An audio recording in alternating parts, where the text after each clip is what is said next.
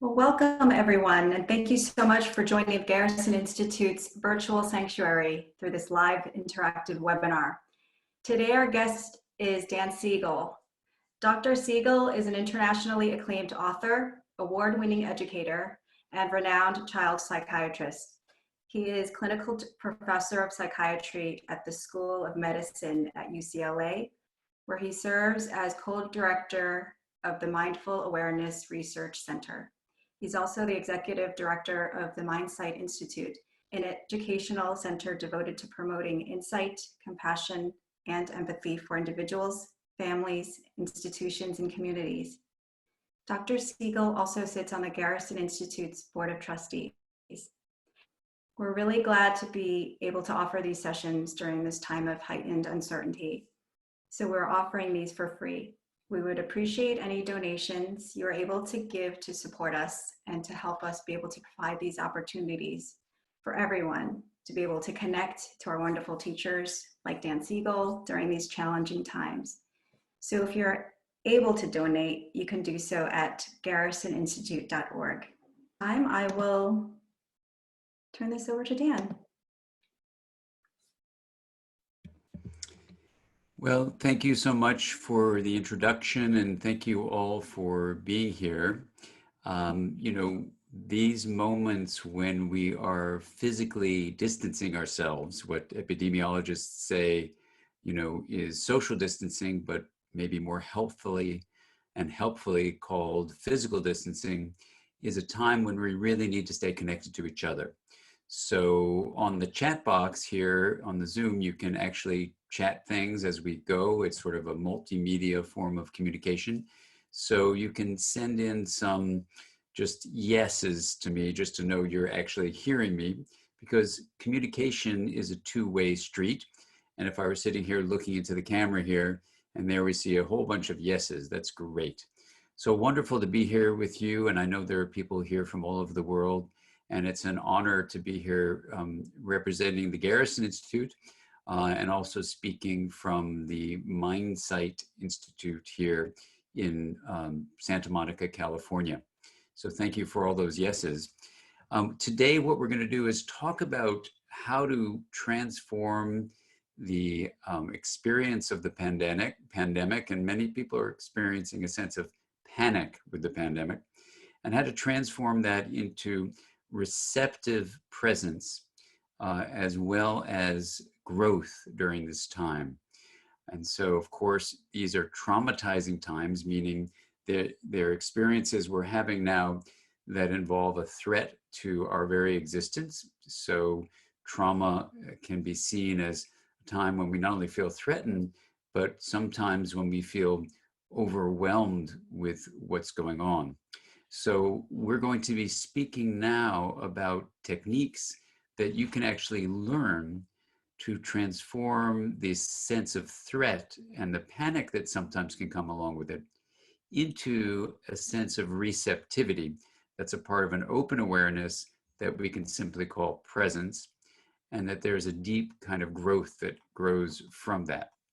Now, what I'll do is share a screen with you that allows us to go through some of these ideas, and we'll go back and forth. And what I'll do is give you what John O'Donohue and I used to call a blast of information, and then open it up for questions, which you can type in. And I'll try to get to as many questions as we can, and then we'll return to these explorations. We can make these slides available to you as well. There's just a few of them. But the idea of transforming pandemic panic, this state of threat, into receptive presence from which growth can arise, is something that we can use these challenges we're having now to identify a few fundamental scientific-based principles that may overlap with contemplative practices, and certainly put us in a position of being able to be of service to other people and even to the planet. So the Garrison Institute, one of our fundamental principles is to combine these three domains. The domain of inner wisdom that comes from reflecting inwardly and processes that you can simply call, reflection or contemplative practices. That's one. The second is how we build on that wisdom from contemplative practice with the scientifically based understanding of, for example, how the mind functions or how ecological systems work. So systems understanding is a deeply scientifically grounded view that at Garrison we embrace. And then to think, okay, how can we find meaning and purpose in life? And being of service to the well-being of other individuals as well as the whole planet is the third pillar that we try to build on. Now, in doing that, you could say, well, okay, that sounds fine. What do those have in common? And interestingly, they have in common a simple process that you're probably very familiar with. But as you learn to harness the power of attention in specific ways that I'll just outline for us here, you can actually show, for example, in 12-year-olds over an 8-week period, as Bauer and colleagues showed in a 2019 study that was published, you can show that you actually change the brain in ways that are conducive to growth and building resilience. So in that study, you could say, well, what was done with energy and information flow? What was actually done by directing it in certain ways, which is what attention is. And that attention can be streaming energy and information flow into a process that you're very familiar with called awareness. So if I say, good afternoon, you have the experience of being aware that I said good afternoon, and you also have the thing that you're aware of. Now, when that awareness has a quality with 4 characteristics, we could simply call it presence. And in a book called The Gift of Presence, Caroline Welch talks about how presence is a foundation for very important elements in our lives. For example, finding purpose, the meaning of life, pivoting when we need to pivot, and the pandemic is certainly inviting us to do that now, and then pacing ourselves. For example, this is a marathon, not a sprint. And so how we deal with this pandemic will require that we pace ourselves well, that we are prepared to pivot and find purpose. So the gift of presence explores that. The acronym COAL allows you to see what the quality is of this awareness, that it has curiosity, so you're intrigued by what's happening, even if it's an uncomfortable feeling, like a state of concern or worry, or even the feeling of being threatened. The openness to what's happening, so that instead of saying, oh, this can't be happening, I don't accept it, I push it away, and I'm not open to it, or longing and longing and longing for the way things used to be. That would involve shutting down an open awareness. Acceptance is not a passive state, the A of COAL. It's an active engagement with life as it is. So I know for me, there are moments when I get into states of terror and things related to my own childhood experiences. So there's a child aspect of me that feels very frightened, and I need to not push that experience away, but embrace it with acceptance. And the 4th part of COAL with love. When you look at these 4 characteristics of a state of presence, curiosity, openness, acceptance, and love, you can see that there's a certain shift in how the mind is approaching something.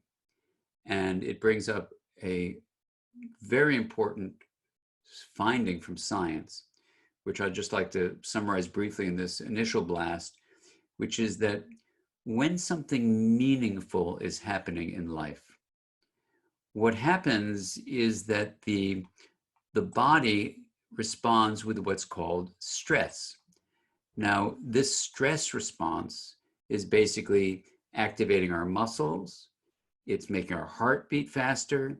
It's getting our lungs to breathe more deeply. It's really engaging us in all sorts of metabolic shifts that gets us ready to deal with something when something meaningful is at stake, when something's at risk. Now, it's a healthy response, stress. People have taken the word stress and turned it into something bad, but actually there is stress that can be good stress, which gets the letters EU for, I believe it's Greek, the Greek prefix for good, eustress versus distress, negative stress. If you interpret your body's reaction when something meaningful at stake is happening as negative, the research is quite amazing. It shows that the physiological response to that stress will be negative. You will be experiencing a threat state of fighting or fleeing or freezing up the muscles, tightening them up, or even collapsing in a faint. Those reactive states in the short run can be helpful, but when they're in the long run, that threat state of reactivity can be very damaging. And when you interpret things as, oh my God, this is terrible, my body's reacting that way, that threat state can be very harmful. So resilience instead comes when, even when something is meaningful, like life or death, it is possible to have your mind appraise that as this is really significant, this is a challenge, and I remain receptive rather than reactive.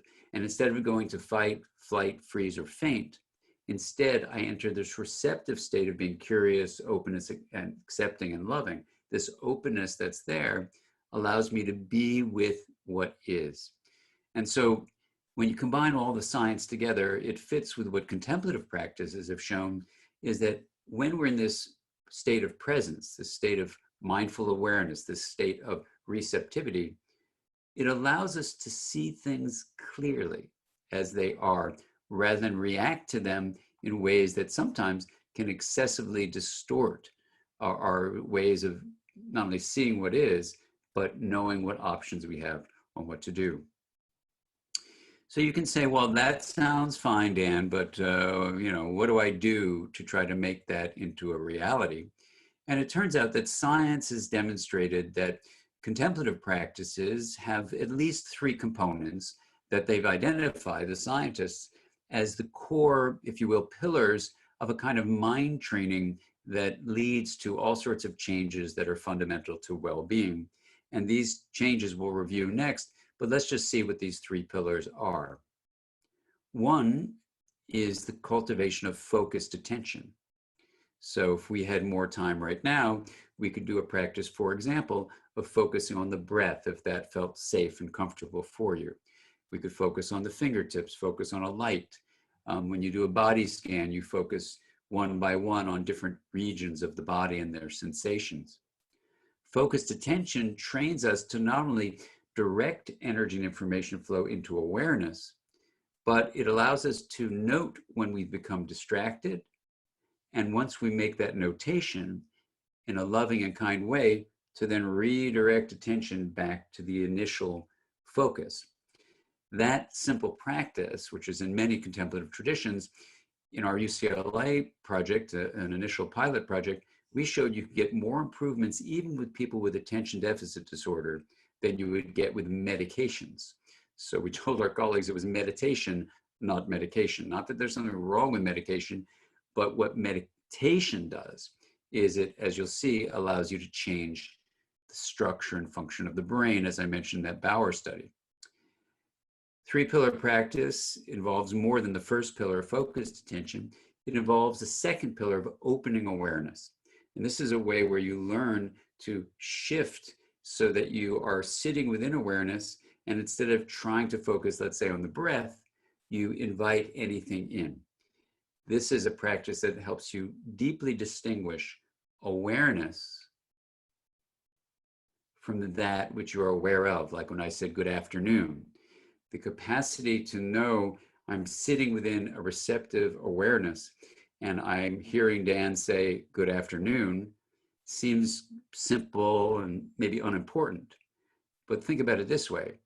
If I'm a frontline worker, and we're teaching frontline workers right now how to develop these three-pillar practices so they can improve their own well-being as they're of service to others in hospitals of patients with COVID. What we're doing then is giving them the chance with these three pillars, and talking now about open awareness, to have a monitoring capacity to say, there is a sense of threat that I'm feeling now, and I can stay within this open curious, accepting, loving awareness, presence, and be aware of the threat that is coming up as a physiological state. And I'm going to then shift it from a threat reactive state to a challenge receptive state. That capacity is essentially how we develop resilience. So for the frontline workers who've never meditated before in their lives, we're trying to really translate this in a scientific way, because these are people trained in science. And for me as a physician, to say to them, I was never taught this kind of thing, but the value of contemplative practice and reflective training to look at these pillars is applied then so that people can be of service to others.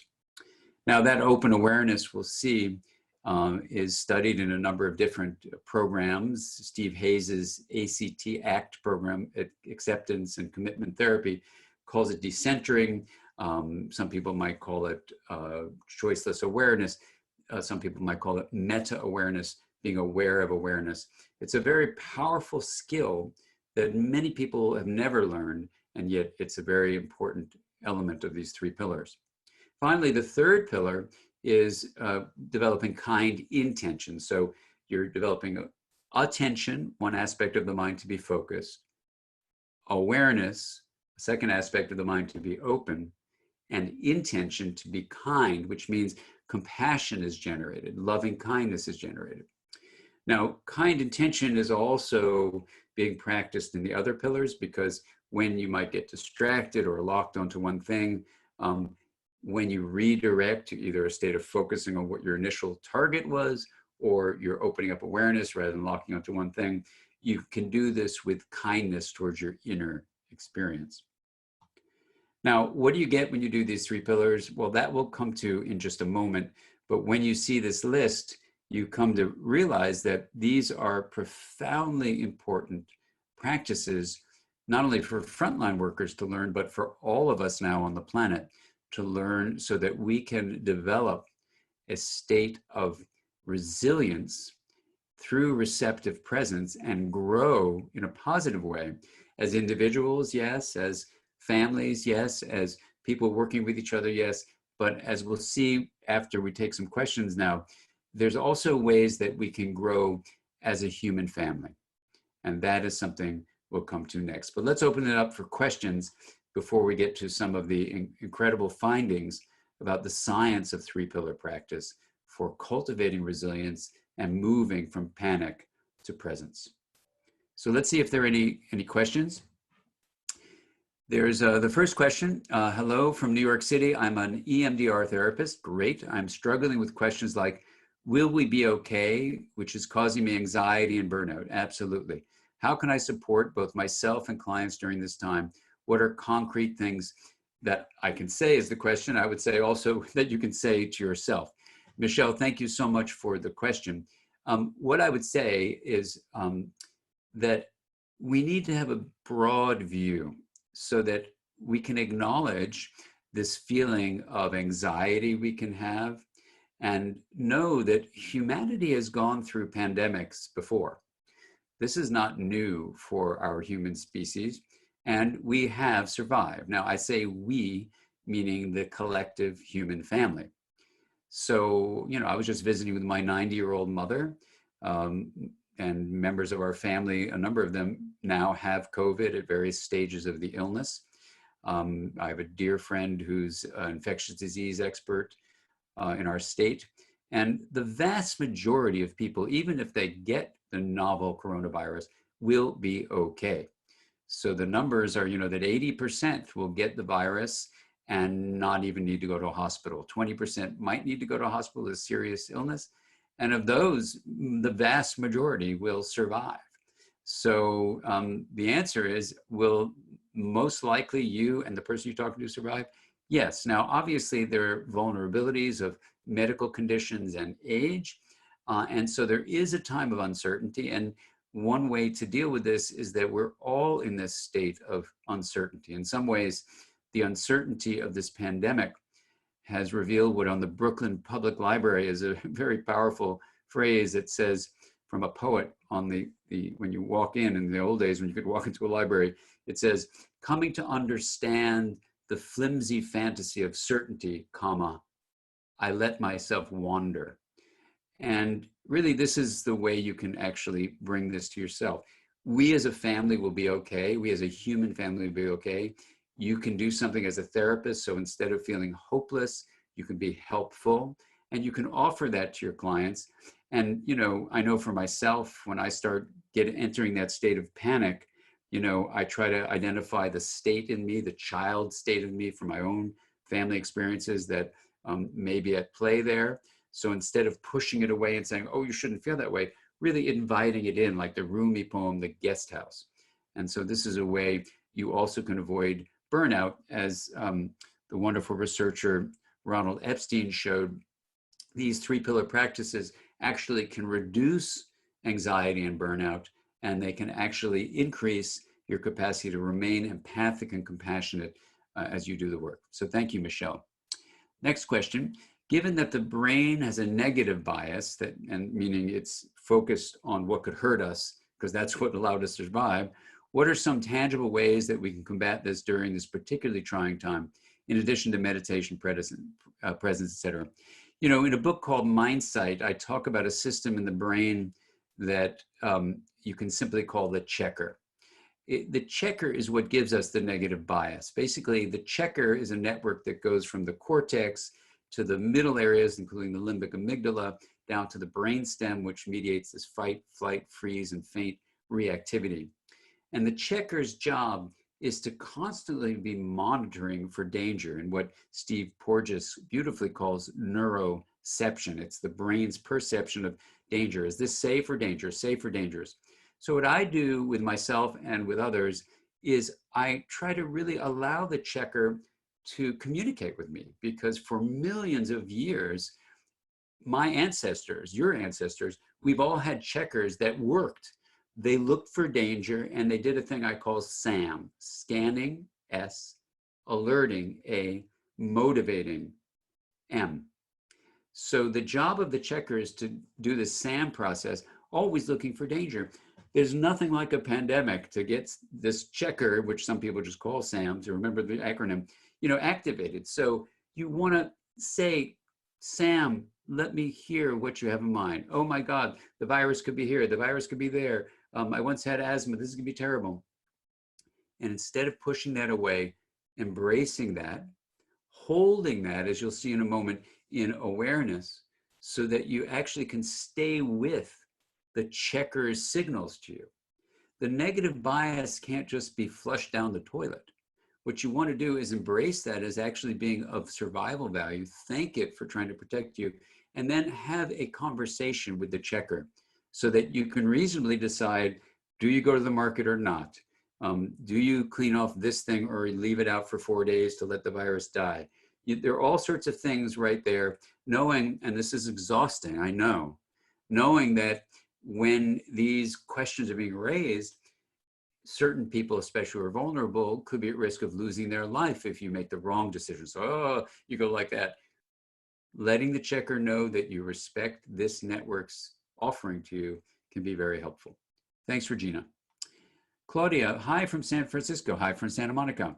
Could you elaborate more? And I'm so proud of California. We have enough ventilators that we're actually going to send some to New York to help you guys in New York. It's great. What a wonderful governor we have.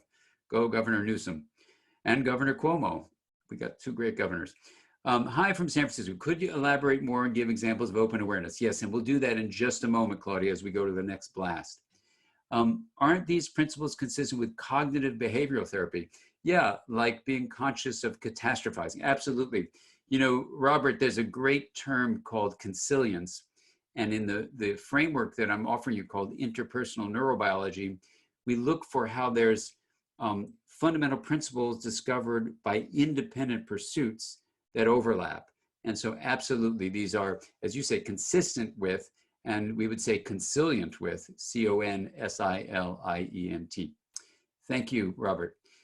Thanks for doing this, Sasha says. What do you do when you can't stop yourself or client from interpreting the stress as negative? And what if you are in a dorsal vagal state and can't resource self to shift? Yeah. You know, the dorsal vagal shift is part of what's called the dorsal dive, where you aren't fighting, you aren't fleeing, you aren't freezing up. Those are all activating states of threat.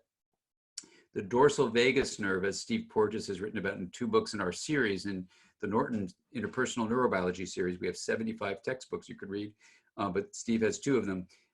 What you want to do is you want to acknowledge that as, like I was in that state the other day, I'm in a state of utter helplessness. My dorsal branch of my vagus nerve is an unmyelinated branch, so it moves very slowly, but then it drops your blood pressure and drops your heart rate. And in some people, including me, it can literally get you to faint, right? So you want to acknowledge that that network in your brain is now activated so that it feels like you have no choices. When you see what we're about to get into, you can notice these states and actually activate them. So literally, if you're really in a dorsal state and about to faint, lie down, even do Trendelenburg where your legs are above, if you're really in that state. Sometimes, as a surgeon once pointed out to me, you can sort of pinch your thumb and activate that. So someone in a dorsal state shouldn't be relaxing more. They are really relaxed. You know, you want to really actually activate the system, because the dorsal branch of the vagus nerve is a very powerful parasympathetic branch that shuts you down, and you want to activate that. So thanks, Sasha. And finally, one last question before we get to the next blast. Could I say something about the impact of compassion on your own overwhelm? And yeah, let's, well, let me address that now, because we were going to get into that next. But let me just address it briefly now, because you're asking, Deborah. Fascinating studies by a number of people, including Tanya Singer in Berlin, not in Berlin, but in Germany. She and I were teaching in Berlin, and then recently we were teaching together in Munich. You know, so I had a long, like 3-hour dinner with her where we went over this important issue of compassion versus empathy. Now, it's a long, long story, but let me just say this, that in the framework of interpersonal neurobiology, we look at a process called integration. And integration is where things are allowed to be different. So differentiation means enabling the differences, supporting the differences, and then linked. And in the linkage, you don't lose the differentiation. So for me, what Tanya Singer and other people's studies show is that when integration is blocked, when a care worker, let's say, is excessively identifying with a person, like in a brain scan study, the example would be you show a terrible car accident in a photo and you say, what if that were you? Versus another group, you say, what do you think that person feels like to be that person in that photo? In the first case, the person totally gets overwhelmed and burns out when they're over-identifying. In the second, they're still being empathic, but they're using other aspects of empathy. So the first case is excessive emotional resonance and over-identification. Integration is lost, and a person enters either chaos or rigidity. That's what happens when you're not integrated. In the second case, you're harnessing, there's 5 elements of empathy that people often don't talk about. But yes, the first is emotional resonance, and too much over-identification emotionally, you can burn out and get overwhelmed, for sure. So what you want to do is maintain differentiation while also remaining empathic. And how do you do that? You have perspective taking, like in that study I just mentioned. What is it like to be that person in that person's experience? That's not me, it's them. The other is, that's perspective taking. The other is cognitive empathy. You know, how do I understand, given that person's experience and their perspective and their emotions that I could feel, so I'm still resonating with them, but I'm not becoming them. What's my cognitive understanding? The fourth is, can I actually feel joy in their success? That's empathic joy. And the fifth is called empathic concern, which is a gateway for compassion. And Paul Gilbert beautifully writes about compassion, which has at least 2 components for sure. One is feeling the suffering of another, but the other is to then imagine how you might help that person reduce their suffering, and then taking action to do that. And what the study suggests is there's no such thing as compassion fatigue. It's, I would say, over-identification fatigue. I would call it, not even empathy fatigue. Okay, let's go on and let's hold these questions for a moment and go on to the next part of our blast and see where we go with that. So just to motivate you and your clients and your family members, what do we actually do?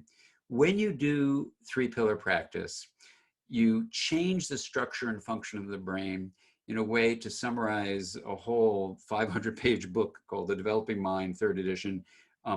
It's in this one sentence: integration is health. So when relationships are integrated, we honor differences, respecting each other across all sorts of racial divides, religious divides, national divides, and then connecting with one another, not losing those differences, but compassionately connecting with each other. That's relational integration. When we do this on the planet, it's where we honor all the different species of nature, all of living beings, and honor those different needs we have, and then compassionately connect with the system of life on Earth. So that would be an integrated ecosystem.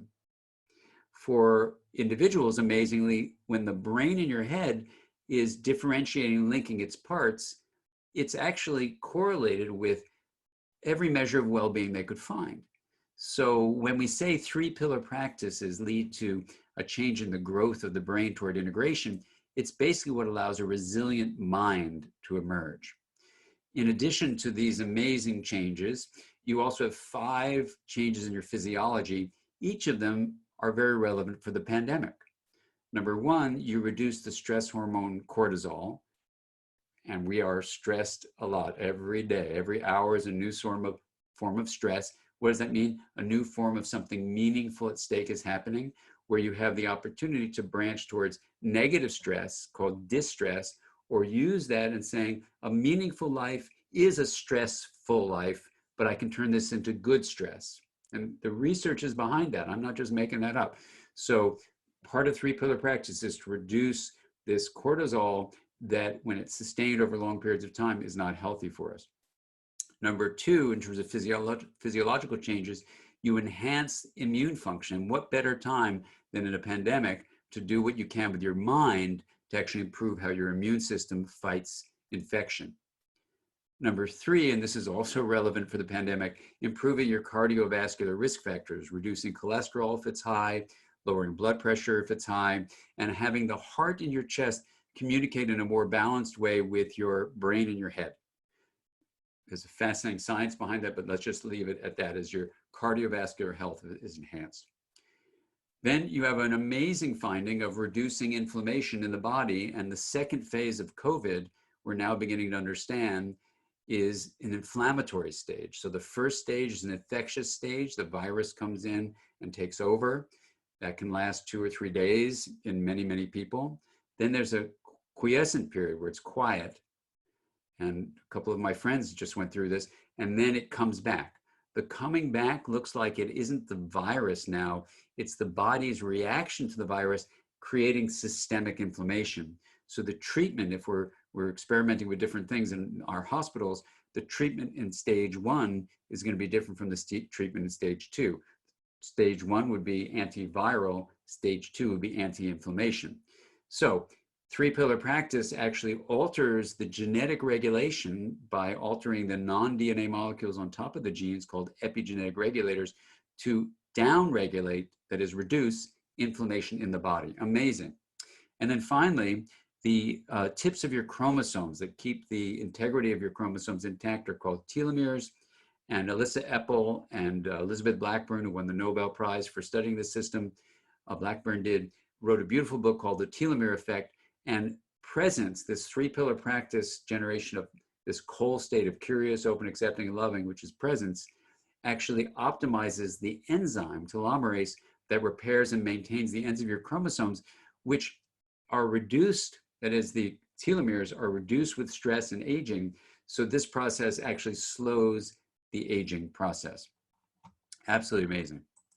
Okay, so you could say, well, how do I actually learn to do this? Well, I'm an acronym nut, so please excuse the second acronym for today, which is you learn to sift your mind, to check in on sensations, images, feelings, and thoughts, so you do not identify with them as the totality of who you are, but you actually have a whole state of mind of being curious about your sensations, being open to them, accepting, loving to them, images, feelings, and thoughts, the same thing. So you bring this awareness as you sift your mind, and you can say, well, isn't that like mindfulness practice? Sure. The 3-pillar practice, some researchers would say that's mindful awareness practice, and I actually wanted to call it that, but I was at a research meeting with the world's leading researchers in mindfulness, and half of them said you can't call that mindfulness because compassion training for that half is not a part of mindfulness training. The other half mindfully and compassionately disagreed. So I said, oh my God, what are we going to call this? They said, call it Mindsight training. I said, no one knows that word, really. So I just said, how about if we call it 3-pillar mind training? And they said, that's perfect. So there was 100% agreement, and that's where the phrase comes from, 3-pillar mind training. But this is what you do. And one way you do it is with a practice called the wheel. It's a metaphor, the wheel of awareness. You can do this from our website, drdansiegel.com, for free. And we're having lots of people do this now, and first responders, and getting a good response. What it does is it uses a visualization. There's a table in our office, but no one wanted to call it a table of awareness, but it's a wheel where the metaphor is that the hub of this wheel is awareness, and the rim is what you're aware of, the objects of awareness.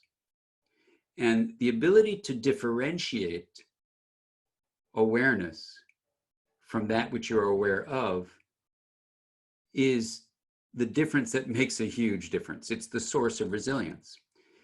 So what we do is we take a singular spoke of attention and we differentiate all the different rim elements from each other. And the rim can be divided into 4 segments. The first segment are the first 5 senses, which is basically energy flow coming in from outside the body, like hearing and seeing and smelling, tasting, touching. You move the spoke over to the energy flow from inside the body. And then you move it over now to mental activities like emotions and thoughts. And these are all interconnected, of course, but thoughts, memories, hopes, dreams, that sense of threat or overwhelm will be here on the mental activity side.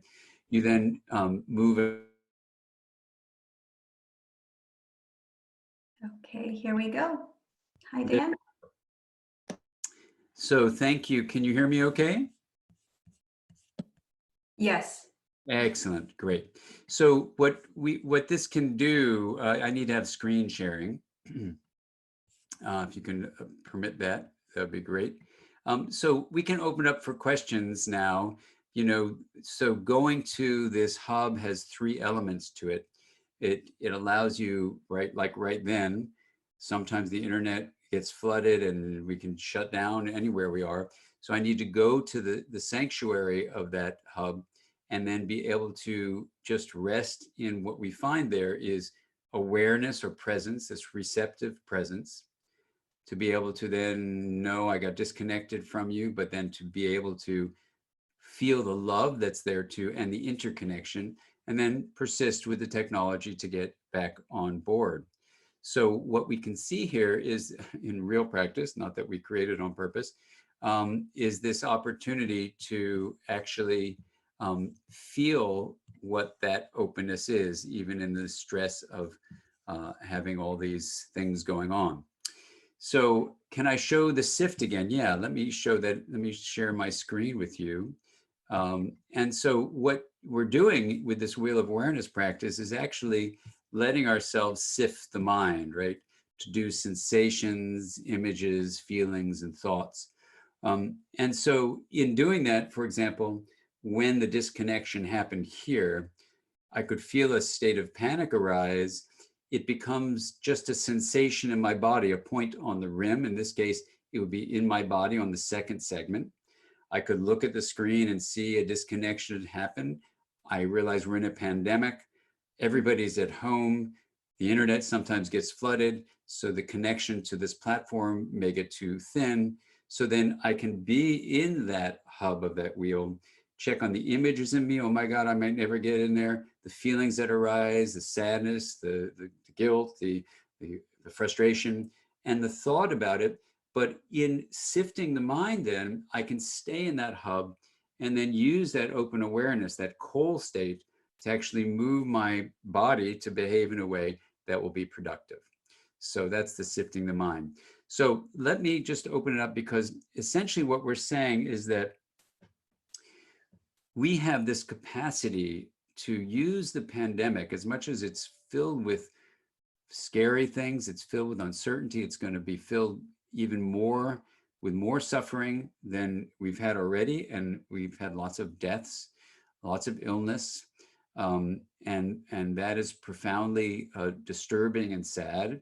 And for the individuals, including ourselves, that might have the illness that then leads to these challenges to our lives, this is a very serious moment.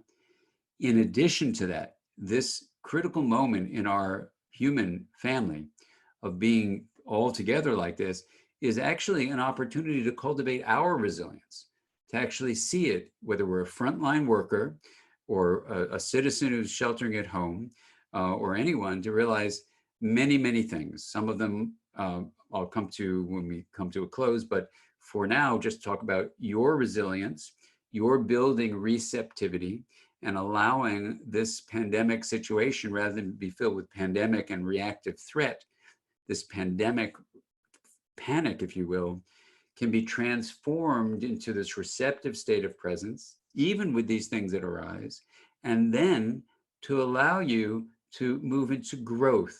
So rather than being a trauma that leads to post-traumatic stress disorder and unresolved grief over a world you wish you still had, to actually see how you can rise to the occasion with these practices, and actually, for your individual life and the people around you, help you move to growth.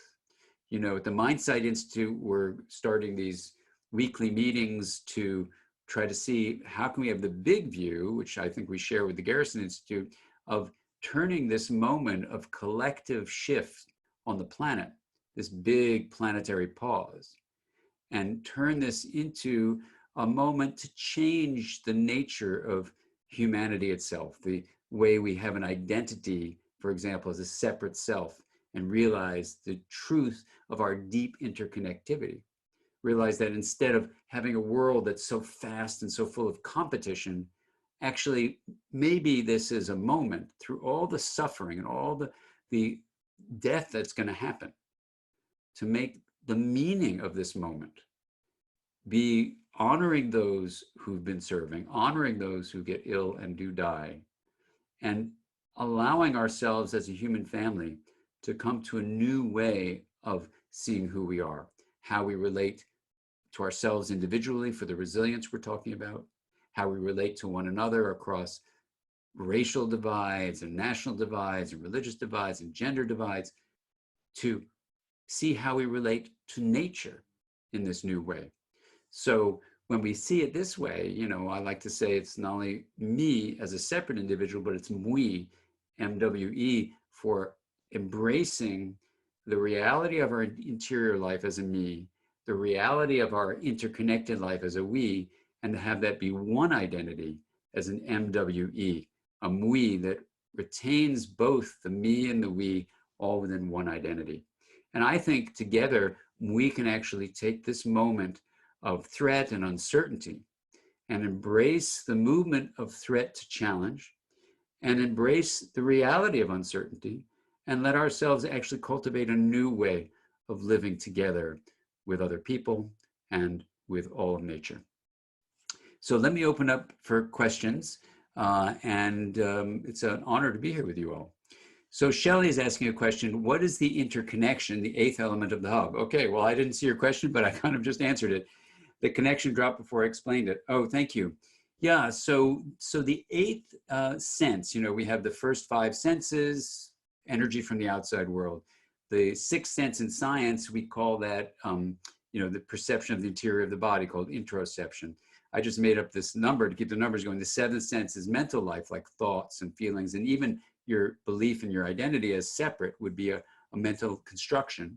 But then there's the reality of a relationality, which, you know, in Garrison, we're working with folks up at MIT, you know, to look at these things called relational fields. And so for the Garrison Institute, we see the interconnectivity as fundamental to the nature of reality. And yet modern culture has pushed that away from how we teach kids in schools or how we learn about the nature of identity. So that's what the interconnection is all about. So Timothy is asking, great, I'm so glad you're getting a lot of it, Timothy, thank you. My partner is a nurse practitioner and as such is presented with the enormity of the situation daily. Yes, yes, and thank you to you and thank you to your partner. Any suggestions on how I might best allow her a receptive presence to share with me and vent while not opening myself up to more anxiety? Yeah, I mean, you know, I'm going to probably say this. First of all, she can go to the program we're hosting through UC San Francisco and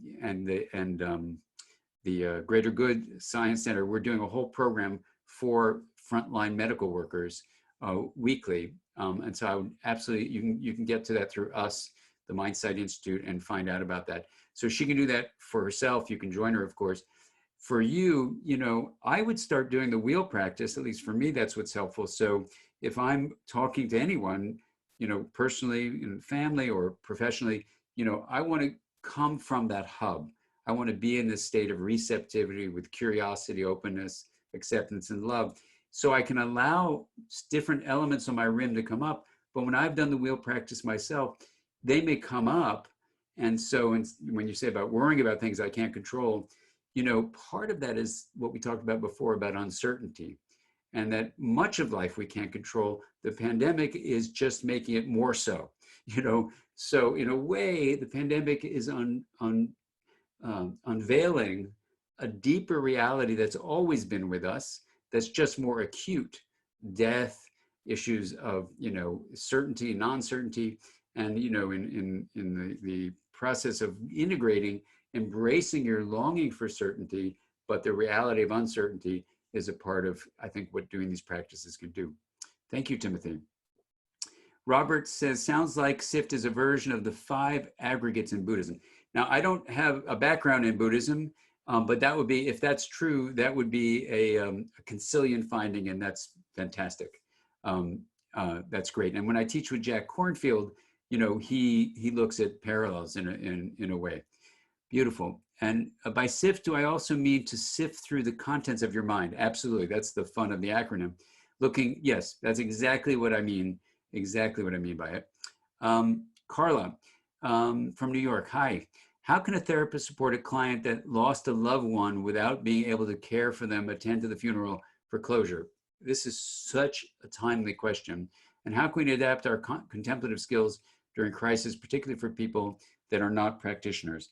Well, that's one of the reasons why here at Garrison we're doing this program for exactly these questions, Carla. I would say this, you know, the invitation for this pandemic moment, it's a critical moment to shut down virtually an entire planet's systems, to shelter in place, which is happening all over the world, to have all these children out of school, all these people out of work, the suffering that happens, especially for the marginalized throughout the world and in this country itself. You know, there's a lot of pain and suffering going on. So the way we can approach the individual situation you're talking about, someone is gotten ill, you're not allowed to see people in the hospital, and then they've died. I know I just had a conversation with my 90-year-old mom about this issue, about her risk, and that I wouldn't be able to visit her if she did go to the hospital. We talked about that and kind of said our goodbyes in a sense. Now she's not ill, but, you know, we wanted to make sure that we were understanding of that.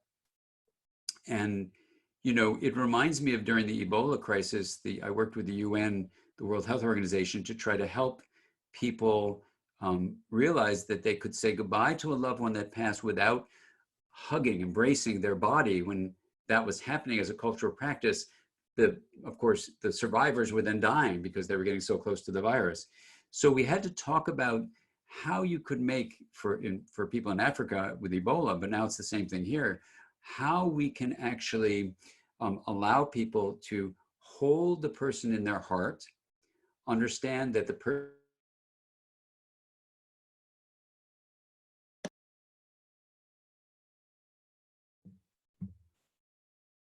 Okay, are we back? Yes, we are. Thank you, Dan. Good. Thank you. I'm sorry about the internet. Um, so, basically, to honor the practice where someone really close to you is woven as a part of you, and then allowing you to really have the practice of, if they've passed, of saying goodbye to them, honoring that, and even collectively. I know before, as the shelter in place was happening, a dear friend of ours died in New York, and finding a way to share the grieving process with others through the internet was the way we had to go, and so that would be something I'd highly recommend. So let me go. I want to go back to the questions. For me, the questions have dissolved because I had to reestablish the connection here, but maybe you can put some more up, Valerie. And I want to thank everyone at the Garrison Institute for setting this up. And Mitch says, thanks so much for doing this call. My pleasure, Mitch. Always such a pleasure to learn with you and to learn with you too, Mitch. Regarding compassion fatigue, which now we like to call empathy or over-identification fatigue, it makes complete sense that it's over-identification fatigue, yes. And any other practices you'd suggest beyond the wheel of awareness?